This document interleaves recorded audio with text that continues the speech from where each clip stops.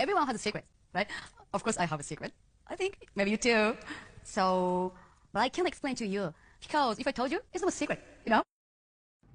Welcome to my It Girl series, where we will be discussing women in films and the media that I feel like have influenced myself as well as the culture at large, pop culture, whether it's global pop culture, niche pop culture, or subcultural pop culture. And today we're starting with Ayumi Hamasaki. She was born October 2nd, 1978, making her a Libra, and you can definitely see that in all the art that she produces.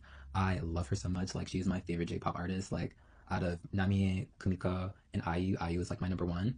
More specifically for the visuals, her visuals are stunning. She knows how to put together great concept, great art, great music, as well as being hands-on in the production. And for anyone that's like a creative person, being hands-on in your own production is really essential to making your art pop. And I feel like she's always had that edge when it comes to her.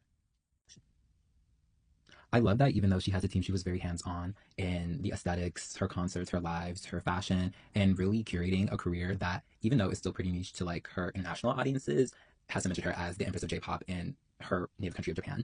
And if you're a Tumblr girly, you've definitely seen the majority of her photo shoots all over Tumblr, Pinterest, and any niche blog or website dedicated to her. She has a dedicated fan base, and a lot of her fashion looks are still referenced and I believe classified as Heisei, which we'll get into in the next video when we talk about fashion impact, cultural impact, and niche cross-cultural impact.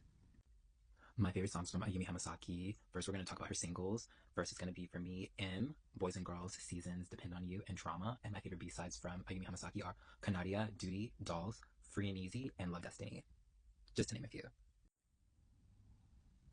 IU is also one of the best-selling solo artists in Japan and one of the best-selling female artists globally. She has a total of 38 number one hits that outsold literally any other artist in Japan at the time, as well as chart topping albums and album packages.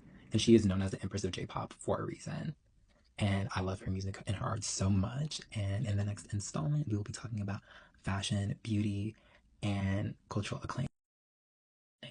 This is my first installment in the series, and I'm super excited because I have a bunch of other It Girls on my list that I feel need to be discussed. And I'm so happy I started with her first. But yes, the next one in the installment will be fashion and beauty impact. And thank you so much for listening if you came this far. Bye.